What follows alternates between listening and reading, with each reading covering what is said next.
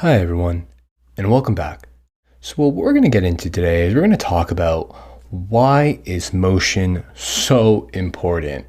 This is one of my favorite kind of topics here because people often think motion isn't as important as it actually is. So let's jump right in. So why is motion important? Motion design is a very crucial element in making users' interactions with a brand's digital products more intuitive and streamlined. And people don't understand that. And one of my favorite quotes is, "Motion tells stories.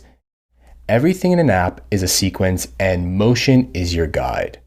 For every button clicked and screen transition, there is a story that follows." And that couldn't be any more true. I'm sure some of you may know this quote.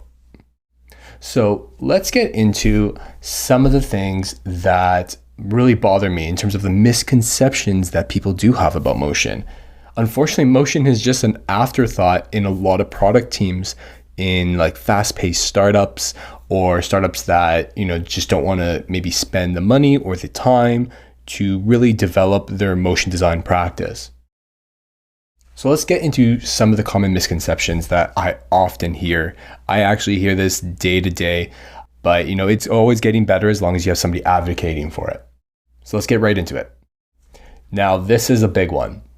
People often say, you should be focusing on other things. Motion is just not a core part of the UX right now. We'll do it after in a later release.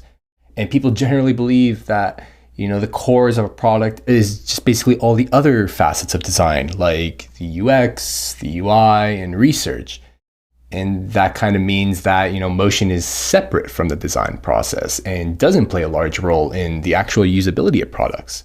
And that's just not true, because motion really does help to kind of tell stories. If you think about like this little application here, this little example I have on the right, if you see how the user goes through the flow, understands that their form is being processed, sees the different types of content actually come onto their screen, they're able to process all that information differently and understand where they are within the flow.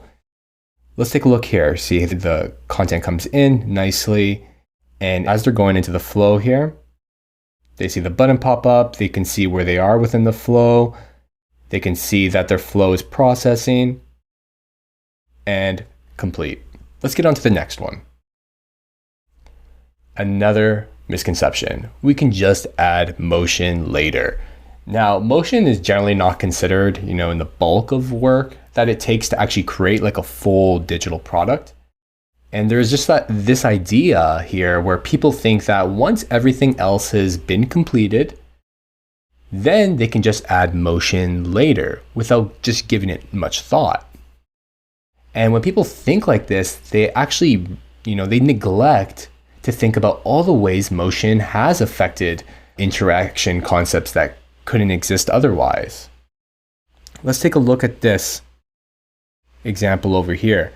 If we didn't think about motion and how motion really helps the usability of this little product, and every type of transition here just happened instantly, it would be really, really hard for the user to comprehend what's actually happening. Anything from the swiping and the touch gestures to how this screen transition leads to a full-size picture. If that all happened without motion, it would be really abrupt for the user. And thinking about that at the beginning of the process of designing is just much more intuitive in the end when you have your final results.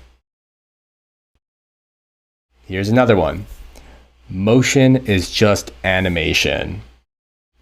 It is true that there is a lot of animation sometimes in motion, and that's totally fine, but it isn't just animation. People often just make this assumption that it is. And animation, it includes things that move and draws from our understanding of like classic animation. The one thing that comes to mind when I think about this is like Pixar, Disney, all those kind of animated movies. But generally, when people think like this, they just think of motion as a way to kind of add personality to design and product. And ultimately, that's just not true as well. Although animation is kind of part of motion, motion just isn't that. As we look into the example to our right, we can see how motion really helps connect these two types of concepts of these people that you're inviting. It allows users to kind of make that connection quickly and in a fun way. So it is adding a bit of animation, but it's doing it for the purpose of usability and delight.